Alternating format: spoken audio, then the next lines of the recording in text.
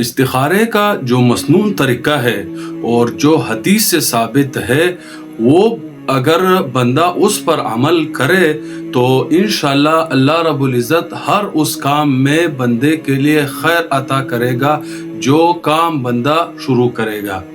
اب استخارہ کون کون سی چیزوں میں ہوتا ہے اور ایک بندے کو کس نیت سے استخارہ کرنا چاہیے؟ آج کل مارکیٹ میں آپ بہت سے اقسام کے استخارے دیکھتے ہوں گے، لیکن یہ مسنون استخارہ ان کو نہیں کہا جاتا۔ یہ لوگوں کی اپنی طرف سے ایک بنایا ہوا استخارہ ہے۔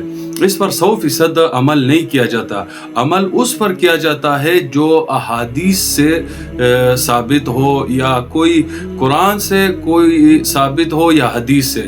تو مسنون طریقہ جو استخارے کا ہے وہ اللہ کے رسول صلی اللہ علیہ وسلم نے ایک بہترین انداز میں آسان طریقہ فرمایا ہے۔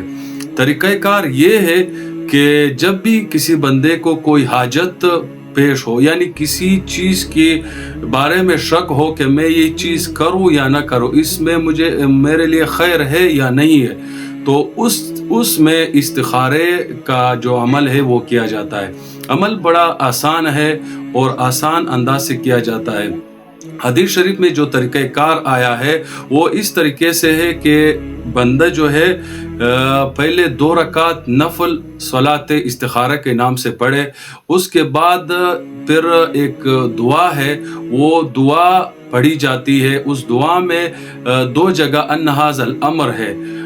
اگر کسی بندے کو عربی آتی ہو تو جو کام وہ کرنا چاہتا ہے عربی میں اس کا نام بیان کرے، اگر عربی نہیں آتی تو صرف تصور یہ کرے، اور آخر میں جب استخارے کی دعا ختم ہو جائے تو آخر میں اپنی حاجت کے لیے پھر دعا مانگے کہ یا اللہ اس میں میرے لیے جو خیر ہے وہ مجھے میرے ذہن میں ڈال دے۔ اب آج کل بہت سے لوگوں کے ذہن میں یہ ہوتا ہے کہ خواب میں آنا ضروری ہے، یعنی بہت سے لوگوں کو یہ تصور ہوا ہے کہ جب تک خواب نہ آئے تب تک اطمینان نہیں ہوتا۔ خواب میں آنا ضروری نہیں ہے، بلکہ ضروری یہ ہے کہ بندے کے لیے جس چیز میں خیر ہے وہ راستہ آسان ہوتا ہے، اور دل کے جو جھکاؤ ہے اس کی طرف میلان زیادہ ہوتی ہے۔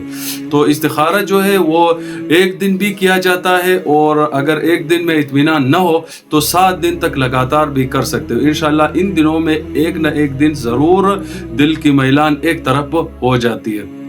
تو آپ بھی ان مسنون طریقوں پر عمل کریں، بغیر سنت طریقے جو حدیث ثابت نہ ہو ان سے اپنے آپ کو بچائے رکھے۔ جزاک اللہ۔